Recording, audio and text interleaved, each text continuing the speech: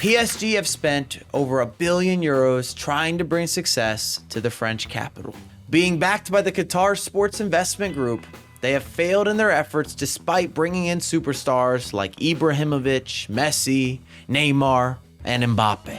They have since ripped up their plan of buying the biggest names and are now focusing on creating an actual team. And as you would expect, the drive to instant success led them to overlook some of their talent from within. Dozens of world-class players were nurtured elsewhere. These are the forgotten players of PSG. And if you're new, remember to join the records. Mike Maignan, the French shot stopper, is one of the best goalkeepers in Europe right now, taking on the reins from Hugo Lloris for the French national team, as well as putting in solid displays for AC Milan. However, Maignan had his start at PSG, putting in the work for 3 seasons without really getting the recognition he felt he deserved. By 2015, Maignan decided to move to a different club. He would stay in France, joining Lille. While originally representing the B team, he would progress and break into the first team and get that senior football experience that he was working towards. From that point on, he would be a key member of the squad. His agility and dominance and commanding a presence ascended Lille to the top of Liga.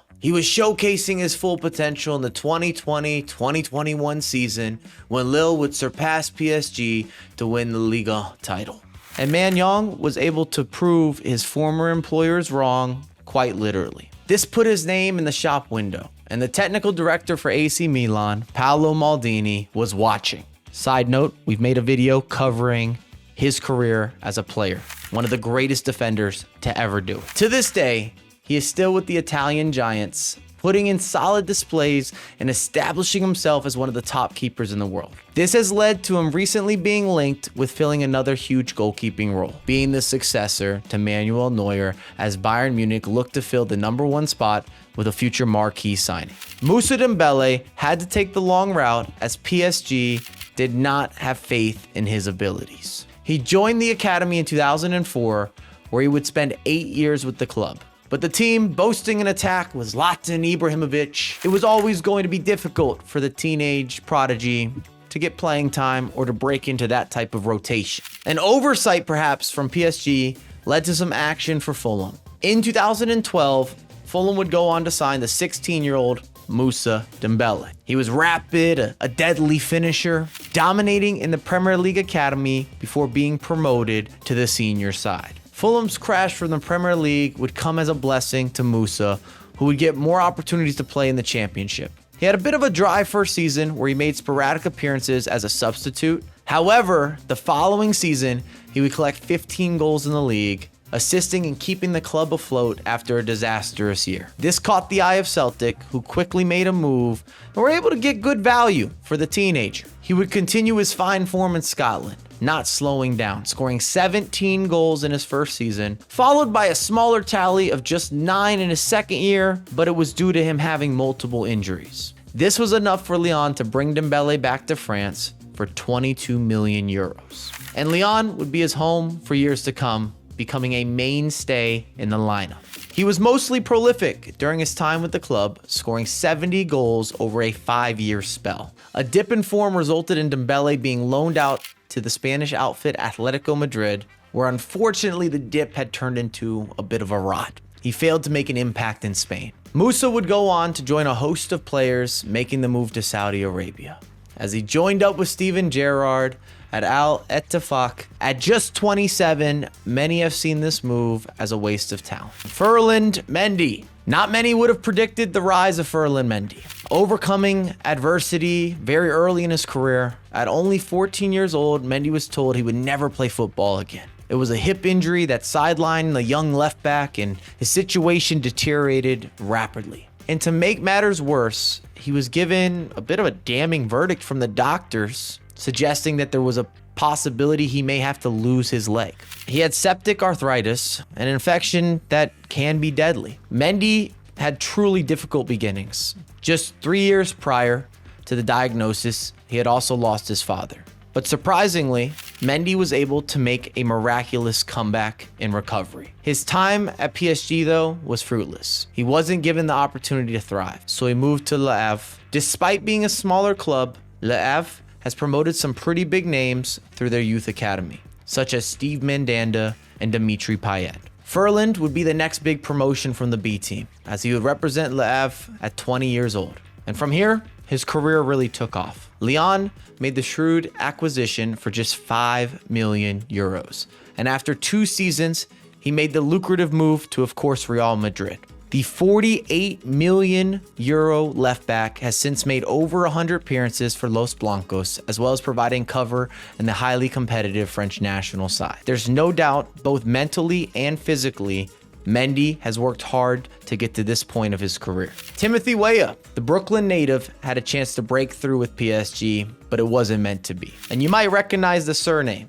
Timothy comes from footballing royalty. His father, one of the greatest African footballers of all time, George Weah, a lightning quick forward who won the Ballon d'Or in 1995. And on top of being a legendary footballer, Weah is also the former president of Liberia. No pressure, Timothy. After coming through various American academies, including a brief stint at the New York Red Bulls, in 2017, Weah made the move to Europe. At PSG, he had hopes of igniting his career into stardom. That said, PSG was always going to be a difficult side to break into.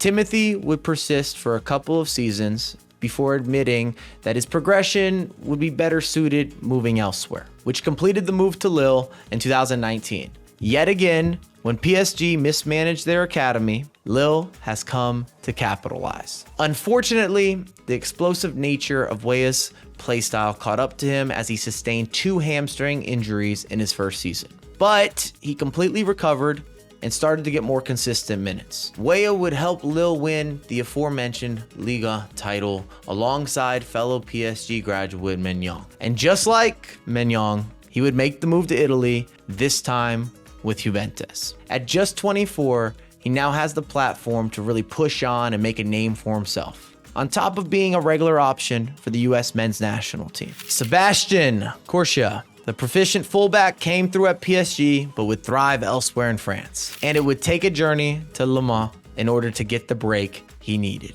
He attracted attention from Juventus and Arsenal as he was developing, but decided to stay in France. In 2011, Coria joined Sochaux, where he continued his fine form, cementing his place as a first-choice right-back with the club. But it would be Lille where he would excel, making over 100 appearances. This seems to be a theme throughout the video, though it took a couple attempts to finalize the move. It wouldn't be until 2017 when Coria would try a new challenge abroad. It would be a nightmare experience as he sustained injury after injury and barely had an opportunity to play on a regular basis. His injury spell would eventually end in 2020 when he was able to make a fresh start back in France with Nantes, where he has since made 75 appearances before a move recently to Amiens. A huge potential crushed by injuries. Jonathan Ikone, currently tearing up the wings of the Serie A, Ikone had the start in the French capital. And unlike the majority of names in this video, Ikone actually played for the senior side. He joined PSG in 2010 and was promoted to the senior side by 2016. However, just like the others, he couldn't make the position his own as he only made 4 league appearances. He would later move to Montpellier on loan to help his development. Ikone's pace was frightening, and we're not talking about Halloween. This led to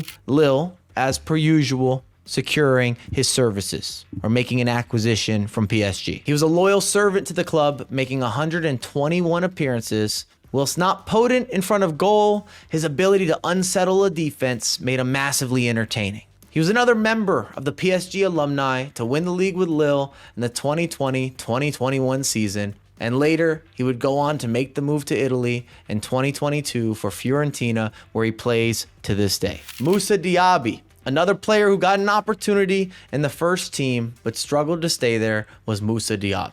The tricky winger signed for PSG in 2010 and quickly impressed the staff. And even as his development progressed, the best he could do at the senior level was becoming an impactful or a super substitute. And by 2019, he would decide to call it a day in France, making the move to Bayer Leverkusen. He was fantastic for the German club.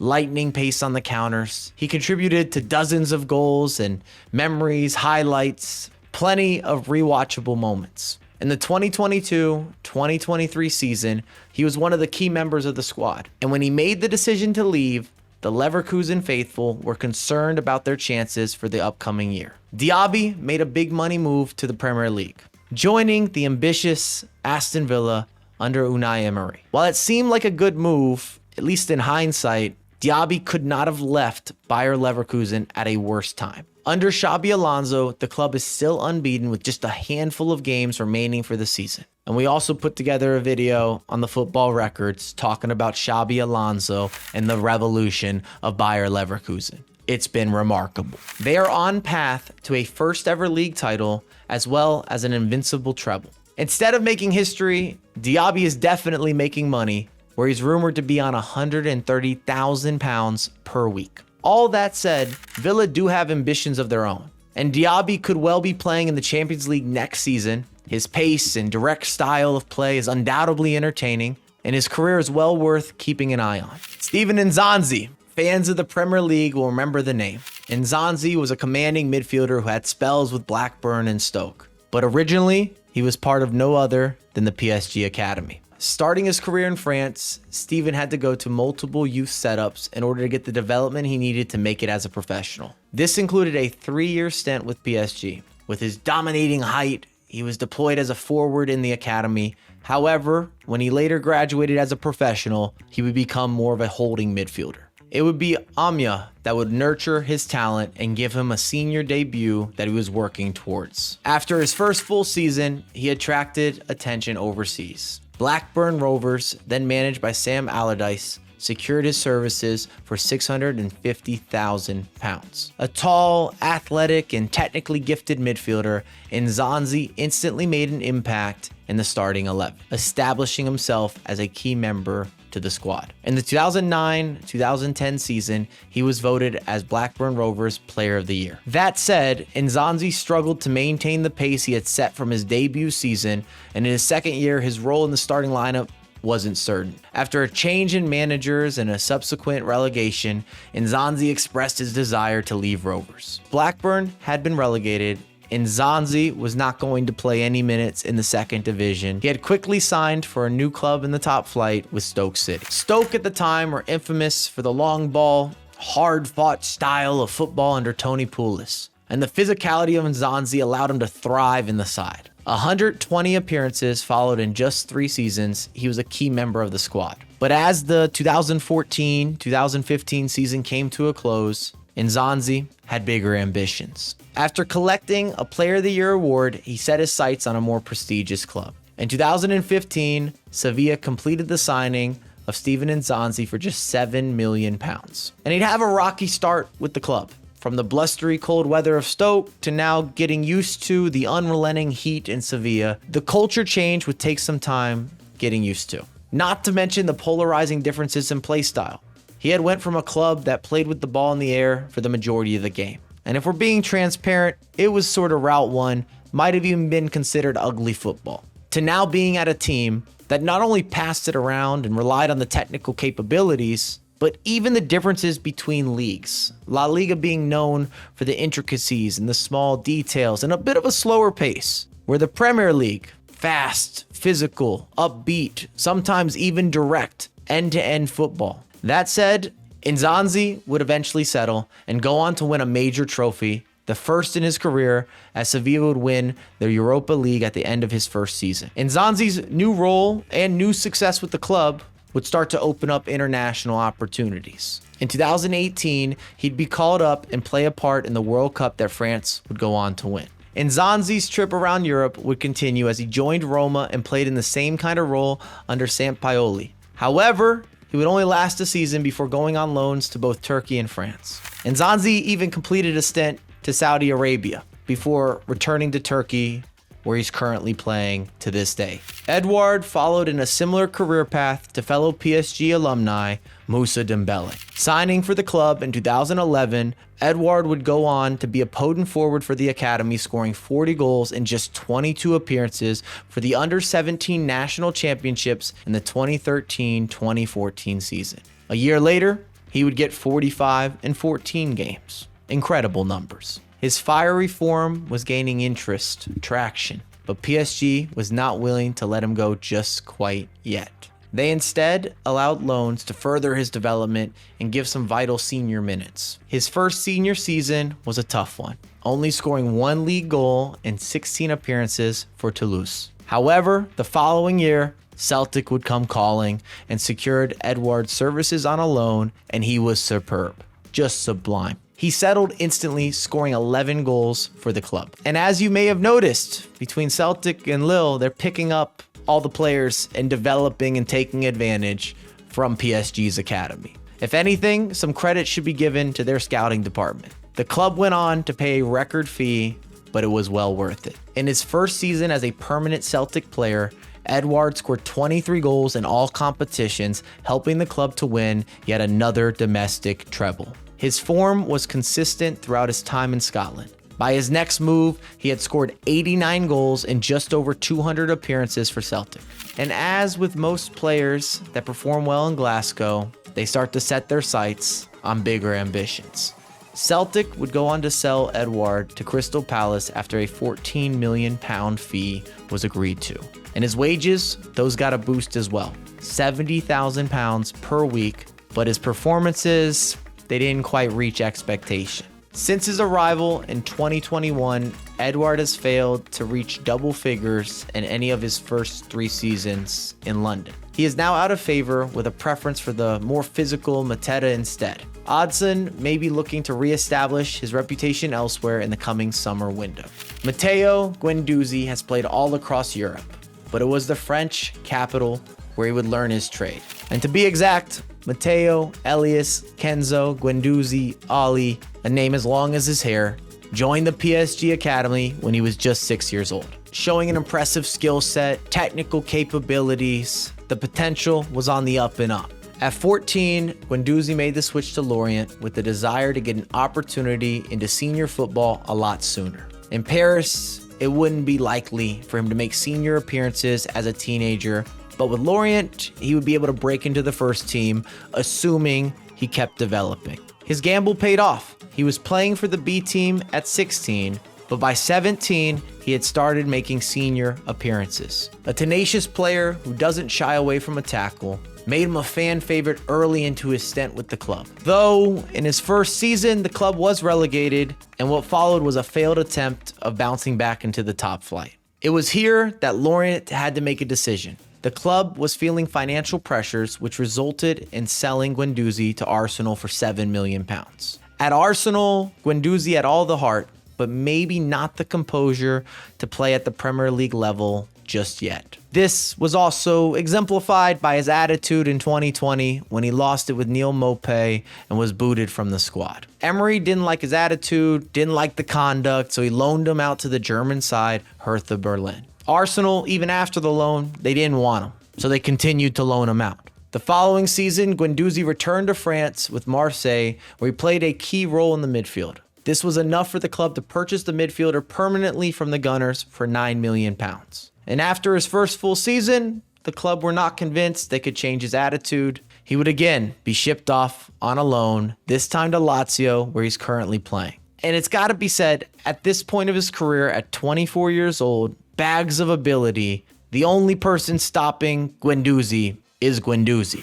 PSG is a club in turmoil. All the money in the world, but little direction or plan. They have ripped up the strategy time after time in a desperate attempt to bring European success to the club. This resulted in so many talented players coming through the academy only to be discarded as PSG looks for ready-made talent instead. And they aren't the only club. We've seen the uptick across European football. So many teams have had such financial influence that they have forgotten that their next first teamer could already be at the club, which leads us to ask, which club, which academy should we cover next?